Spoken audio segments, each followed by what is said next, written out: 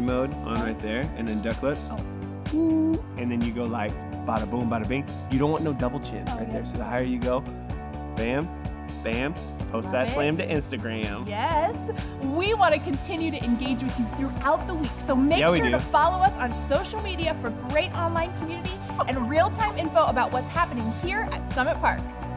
But mainly, we just want to be your friend. The handles are below, right there.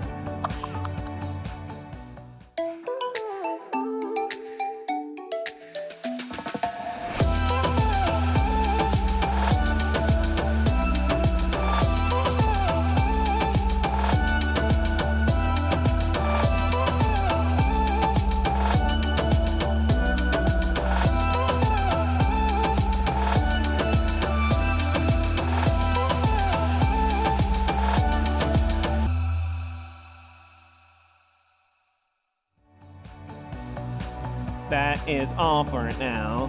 Thanks for being here. See that? It's a robot.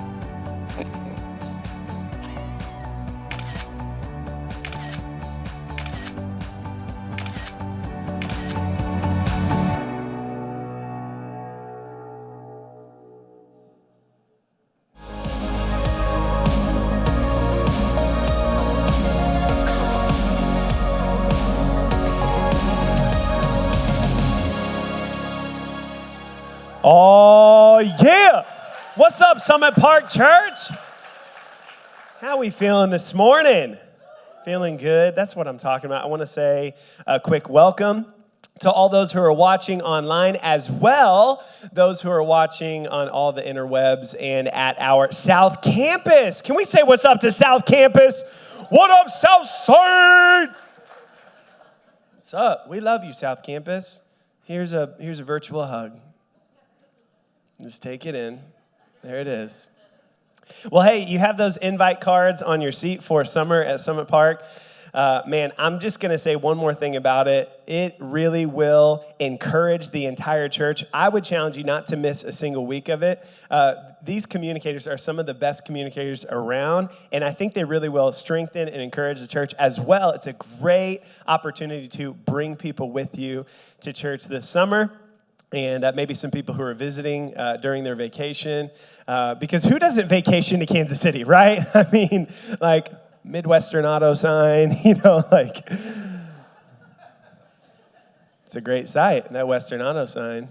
It's really great. But it's a great opportunity for us to bring people to the church, and it's going to be amazing. Well, hey, if you haven't known already, if I haven't met you already, I'm Zach, and I'm the Student and Family Life Director here. Essentially what that means is my wife, Caitlin, and I, we just love hanging out with the next generation. Actually, I have a picture of her and me together just to prove to you that that is actually my wife right there. That it's real, okay? And I know you might see us hanging out in the lobby, and you're like, I mean, come on, bro, for real. Like, because, she's a 10, I'm a 4. Like, it is what it is. I've accepted it. I own that. And people are like, how did that even happen? A lot of prayer and fasting, people. That's how that works. And so if you are in my scale of the looks department, there is hope for you, okay? So, but we love hanging out with the next generation. My wife especially, she loves all the babies, okay? Give her all the babies. That sounded really weird. Don't actually give her the babies. We want you to keep your children. But we get to hang out with everybody from birth to college age, and one of those departments is students, and we're actually going to camp tomorrow, people. That's what's up. Yeah, that's what I'm talking about. So I will say, a little shameless plug for camp.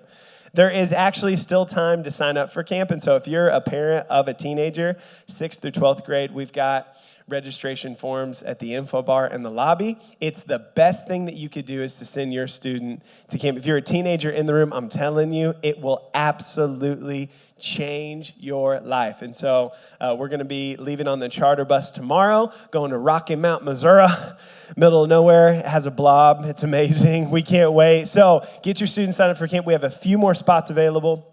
We would love to see you there. Hey, I'm rocking my dog tags. We got any other fellas rocking their dog tags in the house today? That's what I'm talking about. What these are is we had Father's Day last week, and we gave all the guys in the church the dog tags, and we're all going through a 30-day challenge where you're hanging this on your rearview mirror, you're wearing it around, and it's reminding us that God is giving honor back to us. And it's been so cool, even going throughout the week. It's been such a good reminder for me that the Lord is bringing honor back. And so I encourage you to do that. And it's going to be amazing. Well, hey, if you're taking notes today, and I hope that you are here at the North Campus and at the South Campus, we all know that note takers are history makers. They're world changers. You actually get bonus points in heaven for taking notes, okay? It's true. So if you're taking notes, the title of the message today is Get Up and Eat. Let's all say it together. Everybody ready?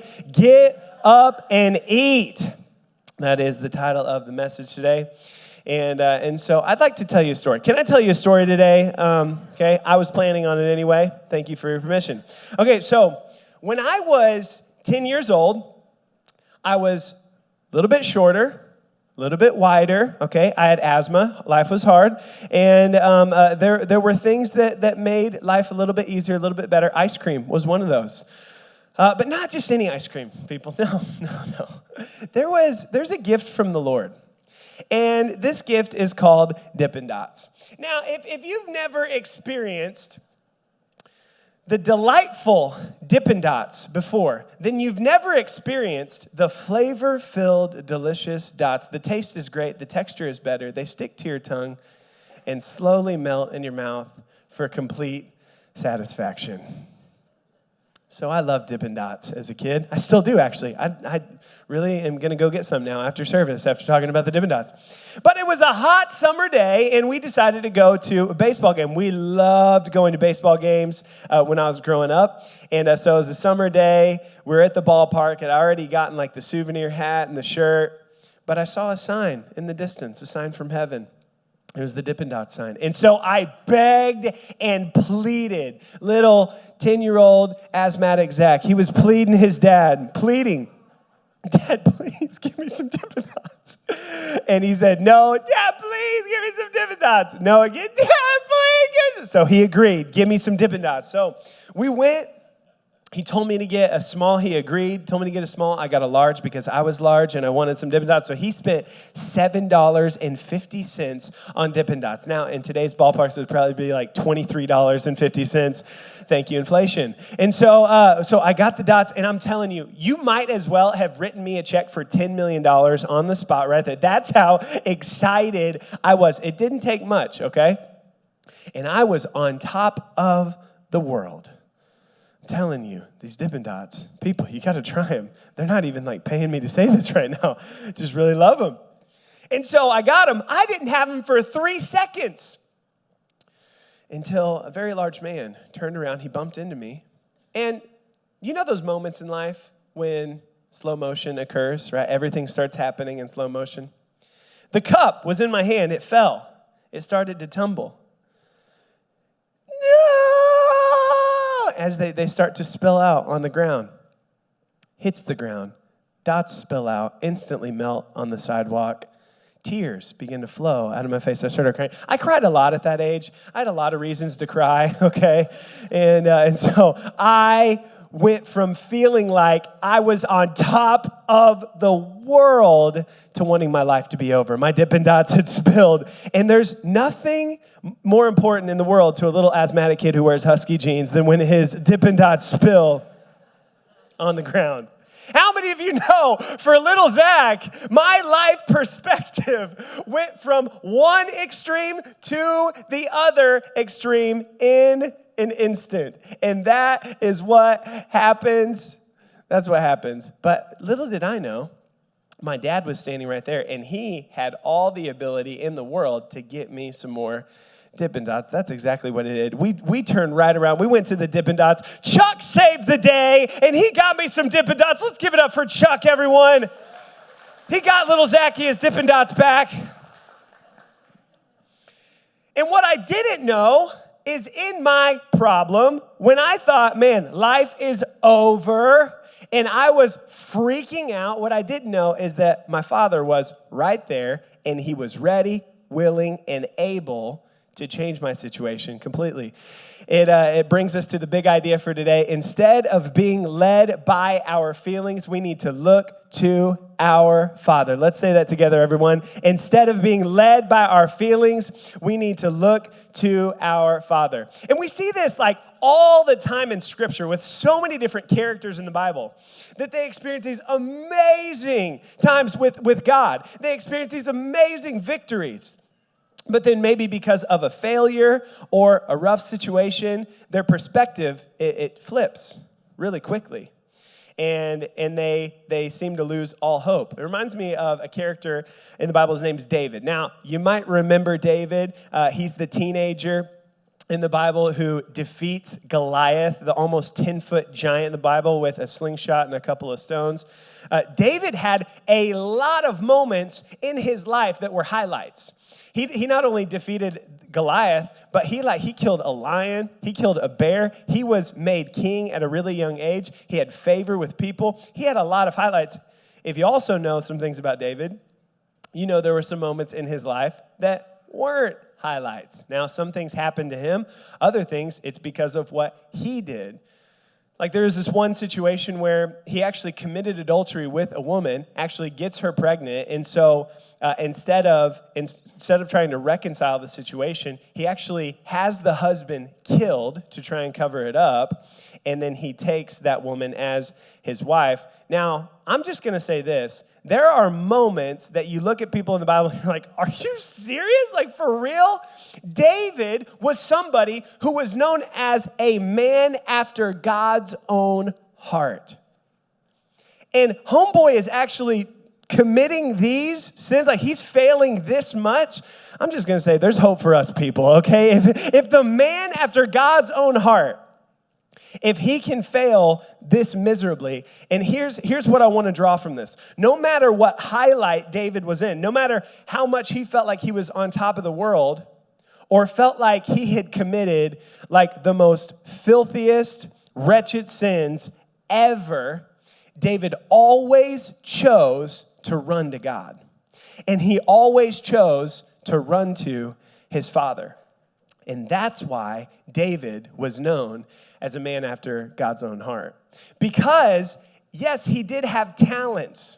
Yes, the Lord had an amazing calling on his life, and he did have amazing victories, but he also had failures that are way worse than anything that you and I have ever done. That's why it's important not to compare ourselves to other people. We have to look at our life, and simply put, we just need to run to God. And so we're not going to spend most of our time talking about David, but I would encourage you, go and study the story of David because it'll really encourage you. It'll strengthen you. We're going to take most of the portion of our time to talk about a guy named Elijah. Everybody say Elijah. Elijah, that's what we're going to be talking about today. Elijah was a prophet from the Lord, and he was sent to talk to the people of Israel. Now, some of the people in Israel were doing great. They were worshiping God. It was all good. There were other people that had created this fake God, and in the original language, his name was Baal. Okay, so everybody say Baal. For our purposes today, we're going to call him Baal because we're not going to be like that one friend, you know, like when you go to the Mexican restaurant and he's like ordering and he goes like, yeah, I'll have the number one with the water and some tortilla chips. And you're like, where did that come from, right? Like, a salsa? You're like, what? Bro, your name's Frank. You're from Blue Springs. Like, you need to chill, okay? Like, you just need to chill. So today we're going to call him Baal, okay? Everybody say it again. Baal. That was this false god that the people were worshiping. So Elijah was sent to talk to these people by God. And Elijah, in his own respect, had experienced, just like David, amazing things in his life. One time, he was hungry, and the Lord sent ravens to feed him. I was like, oh, that's pretty cool. There was another time where this boy had died. Elijah goes and prays for the boy, raises him from the dead. There's another situation where this was just boss, and this is where we're going to pick up our story today, because there were 450 prophets of Baal. And these 450 prophets, they were like taking over. They were winning a lot of people over to convincing them to worship this false god, Baal. And Elijah actually went to the point to where he's like, okay, we're going to put an end to this. And he was feeling really good about himself. He actually bet 450 prophets of Baal that they could not call down fire from heaven. And he's like, but I could do that because I serve the one true God.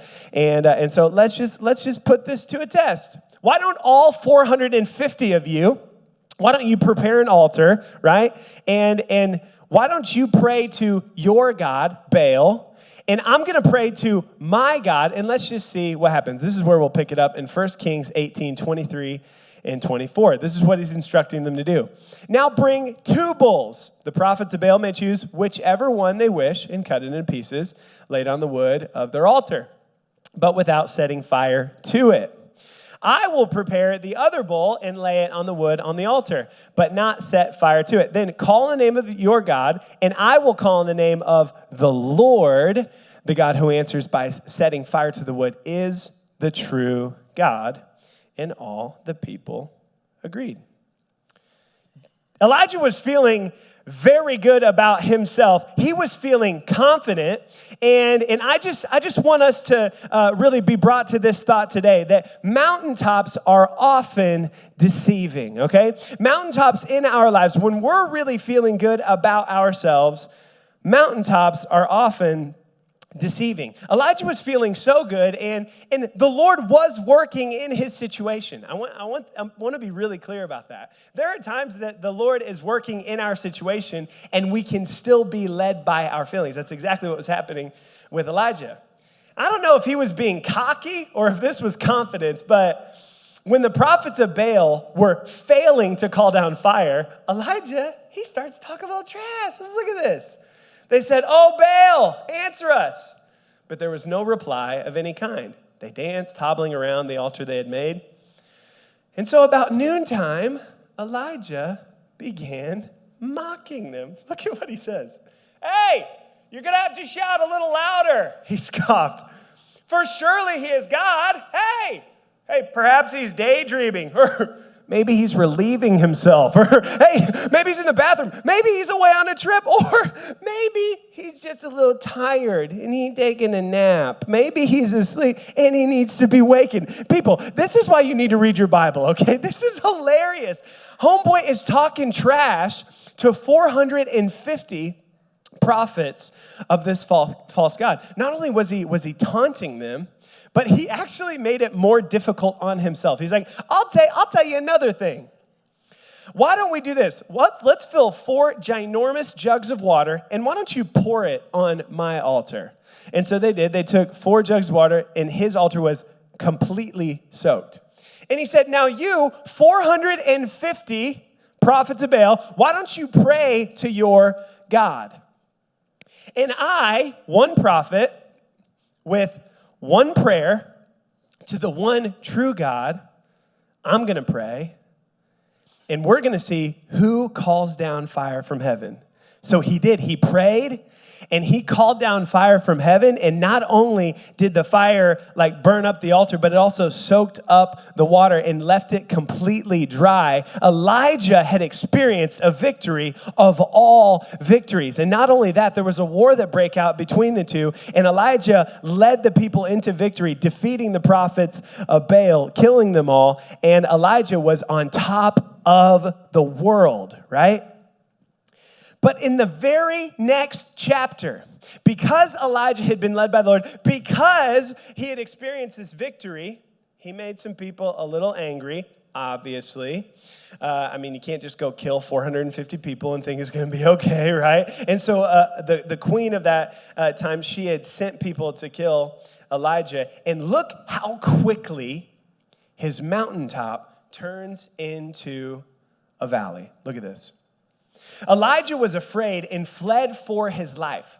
He went to Beersheba, a town in Judah, and he left his servant there. Then he went on alone into the wilderness, traveling all day. He sat down under a solitary broom tree and prayed that he might die. I'm going to pause for just a moment. Are you for real? This is Elijah. Like everybody in this room and at South Campus, think of somebody in your life that like you really look up to as a spiritual leader, as a mentor, as somebody who you really think they're with God. It'd be like that person. This is Elijah for so many people. He experiences this amazing victory after victory. But the very next chapter, he's contemplating taking his own life. Are you for real?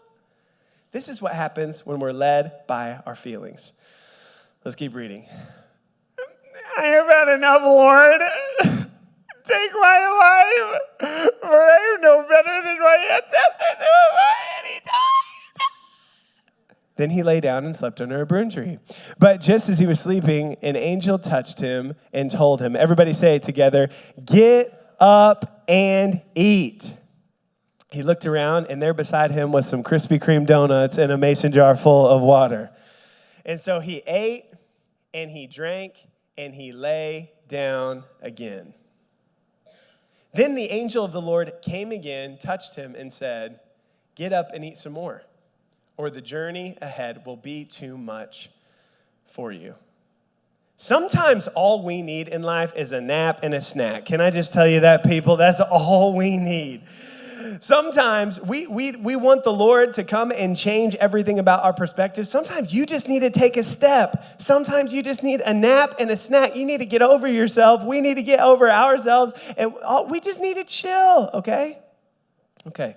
So he got up, he ate and drank, and the food gave him enough strength to travel 40 days and 40 nights to Mount Sinai, the mountain of God. At the end of the day, the Lord knows exactly what Elijah needs. And so because this mountaintop experience for him had been deceiving, because he allowed his mountaintop experience to be deceiving, because he had allowed himself to be led by his feelings, right? My feelings are leading me and I don't know where to go because I'm being led by what's not true. I'm being deceived. Because he was led by his feelings and he had been deceived in the mountaintop, now he's in the valley. And what's true about valleys is valleys are always deceiving.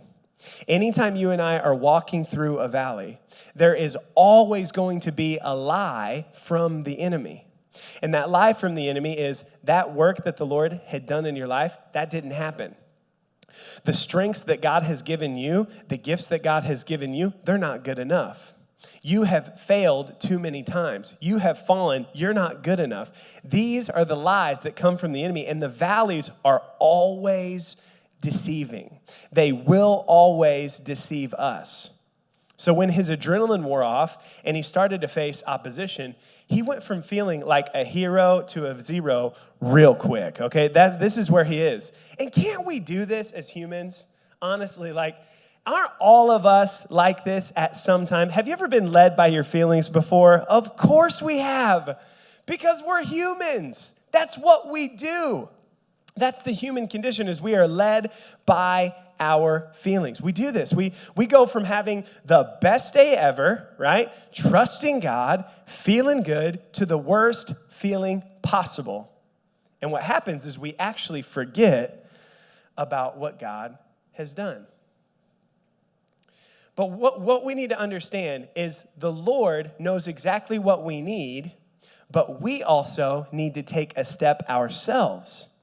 And what's really difficult for us to understand is how to take care of ourselves, self-care. It's really difficult for us to know how to do this. We do not know how to turn it off. We do not know how to step away. We do not know how to take a break.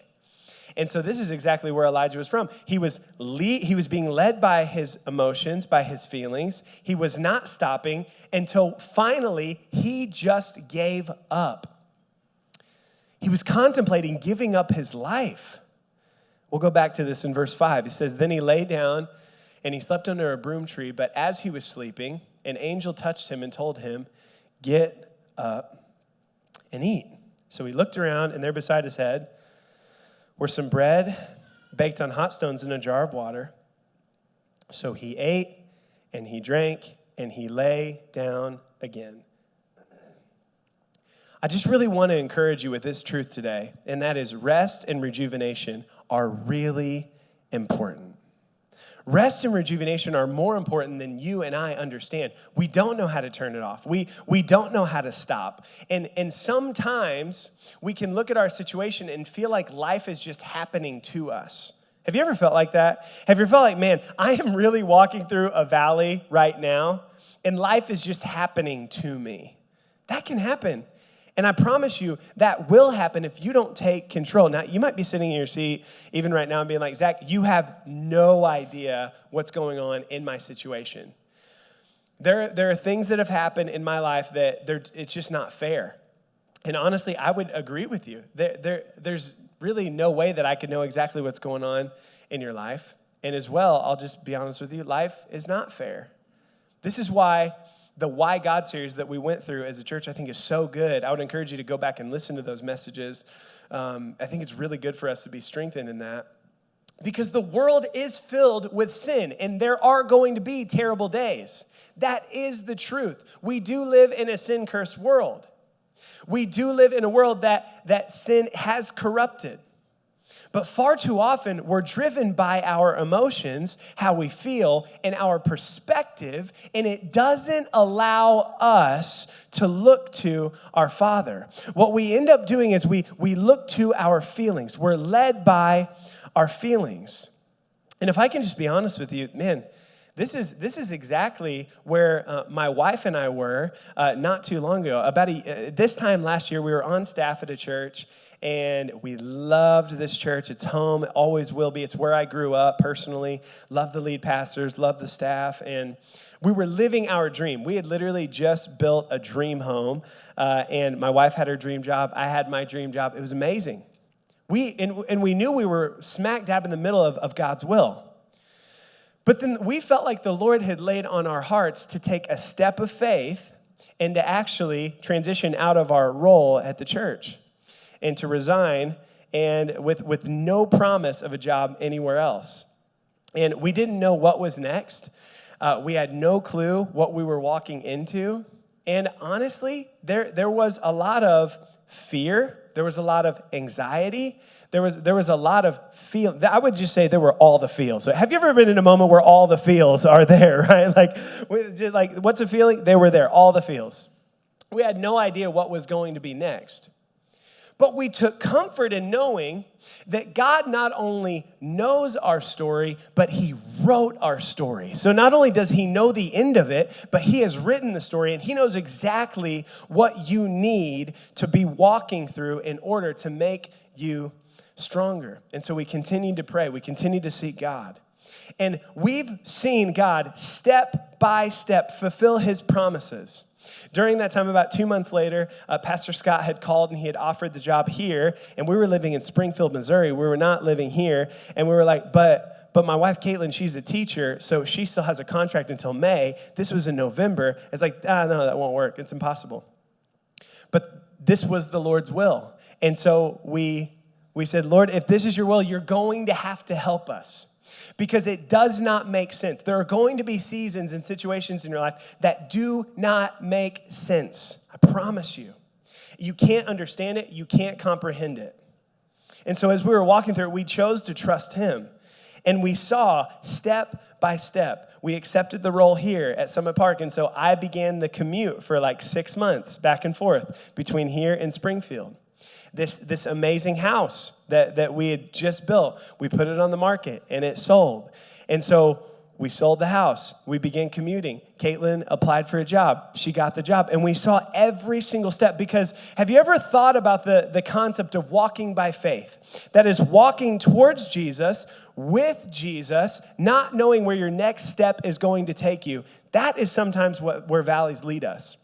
When we are in the valley, you are required to step by faith. But can I just encourage you, if you're walking through a valley, that one, it's not forever, and two, it's making you stronger. The Lord knows exactly what you need, how you need, and when you need it. And so even when you're walking through a valley, the Lord knows it's not forever. Even if you've been walking through it for weeks, even if you've been walking through it for months, even if you've been in a season for years, let me encourage you with this. There could be a season that lasts what seems like a lifetime. But when you and I are in eternity We're going to live our lifetime over 1,000 times, and then eternity will start. That's how long eternity is. So it's not forever. It's making you stronger. And that's why James writes in James 1, 2 through 4, "Dear brothers and sisters, when troubles of any kind come your way, consider it an opportunity." It's a chance for great joy. "For you know that when your faith is tested, your endurance has a chance to grow. So let it grow. For when your endurance is fully developed, you will be perfect and complete." Say it with me, everybody. "Needing nothing." So these mountaintops experiences in our lives, they can be deceiving because we're led by our feelings. The valleys are always deceiving because the lies of the enemy come in and we begin to believe them. But even when the mountaintops can be deceiving and the valleys are deceiving, we can take comfort in the fact that our Father is always faithful. Our Father knows exactly what we need. He knows when we need it. He doesn't just know our story, but He wrote our story. So even you look at Elijah in his life, Elijah had no clue what God was going to do in his life. That's why as he's sitting under the broom tree, he's literally contemplating taking his own life. After seeing the Lord do miracle after miracle, victory after victory, and he is wanting his life to be over. Elijah had no clue what God was going to do. And can I just speak to, we are living in a world and in a society where anxiety, depression, suicide is at an all-time high. We've never seen anything like what is happening today. And it's because as a human race, we've taken on the concept of being led by our feelings. Whatever we feel is true. Whatever we feel is correct. Whatever we feel is right. That is the biggest lie from the enemy that we could ever hear, is what we feel is correct. What we feel is false. What we think is false because we are emotional. We do not have a perspective of God. We are led by our feelings. But for Elijah, what he did, he had no clue that God gave him exactly what he needed. He needed that nap and that snack, some Krispy Kreme donuts in the morning. God said, "Get up. Now you take a step. Get up and eat. And now go on your journey." And Elijah went on to do other miracles. Elijah went on to have more victories. And Elijah actually, he never even died when he was on this planet. Homeboy didn't, he literally, the Bible tells us he was taken up in a whirlwind of fire, right? You know what? That's actually what happens when you take notes. That's how you go out if you take notes, okay? So be sure, write it down. Look at this, 2 Kings 2:11. "Suddenly a chariot of fire and horses of fire appeared and separated the two of them, and Elijah went up in a whirlwind." Are you for real? Like, that's how I want to go up. Like, sign me up for that. And so I don't know what you're walking through today. I don't know what your situation is, but the mountaintops, they can be deceiving. The valleys are always deceiving, but we can rest assured that our Father is always faithful. Let me speak to you today. If you're in a mountaintop experience today, man, don't think that anything that you're doing good is actually coming from us, right?